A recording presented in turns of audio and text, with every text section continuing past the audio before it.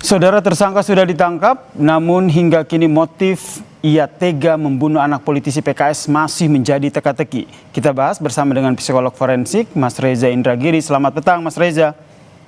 Selamat petang, Assalamualaikum.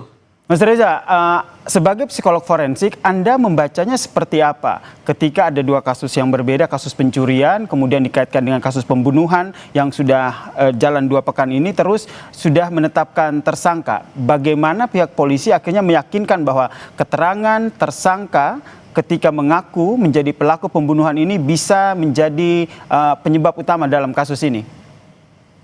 Tempo hari dalam perbincangan di Kompas memang saya membuat prediksi bahwa asumsi bawah perkiraan saya pihak Polda Banten akan menyampaikan pengumuman tentang hasil kerjanya pada awal bulan Januari, atau asumsi atas setelah 46 hari, berarti hitung-hitungan saya pada akhir bulan Januari atau awal Februari.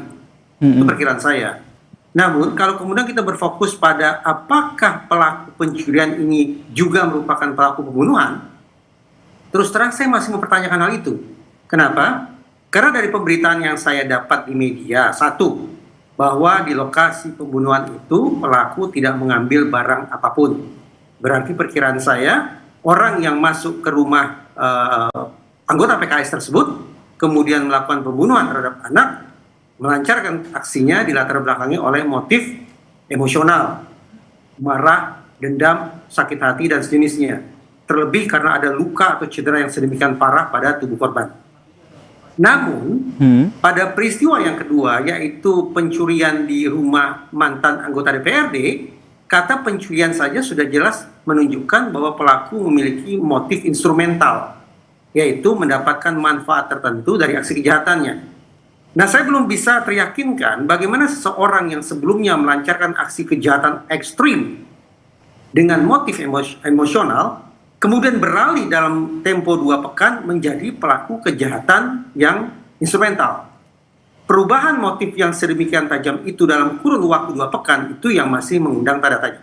Oke, jadi menurut Anda, Mas Reza, apa yang harus dilakukan oleh polisi sehingga tidak sekedar mengandalkan pengakuan dari tersangka yang sudah ditangkap ini?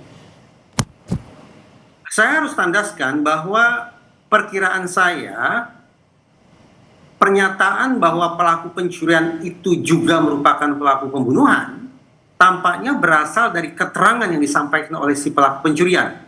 Jadi bayangkan ada sebuah interogasi dalam waktu singkat dilakukan oleh sekian banyak personel polisi dan si pelaku dalam keadaan shock atau mungkin dalam keadaan terguncang.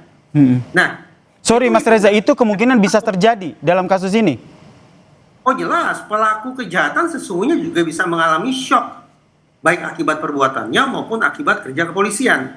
Nah, dalam situasi sedemikian rupa, ketika seorang terperiksa terus-menerus diinterogasi, apalagi seandainya menggunakan cara-cara yang abusif atau cara-cara kekerasan atau penyiksaan, maka ada resikonya bahwa dari mulut pelaku akan keluar istilahnya adalah coerced false confession. Pengakuan yang sesungguhnya palsu, pengakuan yang sesungguhnya tidak sesuai dengan kenyataan, namun dia sampaikan karena berada di bawah tekanan atau di bawah paksaan. Itu yang saya khawatirkan. Karena itu, alih-alih berfokus semata-mata atau merasa terpuaskan karena seorang pelaku pencurian sudah tanda petik mengaku sebagai pelaku pembunuhan, teman-teman di kepolisian pasti paham bahwa proses penegakan hukum harus mengandalkan pada pembuktian. Pembuktian berarti dibutuhkan 2 alat bukti. Pada aspek itulah menurut saya belum terpenuhi. Jadi menurut Anda, dari analisa Anda ini seperti yang tadi Anda sampaikan, ada seperti shock begitu pada saat interogasi. Apakah dengan yang seperti Anda sampaikan ini sehingga polisi harus betul-betul tidak hanya mengandalkan keterangan ataupun pengakuan dari tersangka, harus mencari bukti lain. Padahal kalau kita lihat CCTV rusak, jejak dari pelaku pun tidak ada di lokasi kejadian pembunuhan ini. Dari pemberitaan di media, saya menangkap kesan kuat bahwa teman-teman di kepolisian belum mendapatkan sesuatu yang sungguh-sungguh berharga untuk mengamankan siapa gerangan pelaku pembunuhan itu. Tadi sudah dikatakan, CCTV rusak. Jejak-jejak kejahatan di TKP tampaknya bersih. Saya maknai barangkali tidak tersedia sidik jari yang memadai. Tidak ada pula jejak DNA si pelaku di situ. Tambahan lagi, dari sekian banyak saksi yang sudah diperiksa, sampai hari ini kita belum mendengar kabar bahwa polisi berhasil menyusun atau membuat sketsa wajah si pelaku pembunuhan. Nah, dengan informasi, dengan temuan yang sangat-sangat minim, bahkan seolah tidak ada itu, izinkan saya untuk bertanya kembali, benarkah pelaku pencurian itu adalah pelaku pembunuhan? Kenapa? Karena sekali lagi saya khawatir keluarnya pengakuan bahwa saya pelaku pembunuhan itu adalah keluar dari mulut si pelaku pencurian karena dia berada di bawah shock dalam sebuah interogasi yang sangat-sangat menekan dirinya. Jadi pertanyaan selanjutnya, apa yang harus dilakukan oleh polisi? Karena polisi tentu sudah mendapatkan tersangka dari pengakuan pelaku ini. Untuk membuktikannya lagi, apa yang harus disampaikan atau apa yang harus dilakukan oleh polisi dalam penyidikan nanti? Pertama, si pelaku pencurian ini punya sidik jari, punya rambut, punya DNA. Silakan dicek di lokasi pembunuhan sebelumnya. Ada tidak jejak-jejak identitas si pelaku itu? Itu pertama. Atau yang kedua, mari kita realistis bahwa betapapun unit reskrim adalah unit yang sering kali mendapat tekanan besar dari masyarakat untuk menyelesaikan kasus secepat-cepatnya, tapi angka global menunjukkan bahwa tingkat keterungkapan kasus pembunuhan ternyata turun drastis dibandingkan 10 tahun lalu. Itu artinya tersedia alasan sesungguhnya bagi pihak kepolisian untuk mengatakan kami paling tidak hingga saat ini belum berhasil mengungkap kasus pembunuhannya. Kalau tidak ingin menempatkannya sebagai kasus yang tidak kunjung terpecahkan. Jadi silakan saja dilakukan penegakan hukumnya secara proporsional, prosedural dan profesional, atau sebaliknya menyampaikan kepada publik bahwa memang terkait dengan pembunuhannya belum tersedia bukti yang memadai.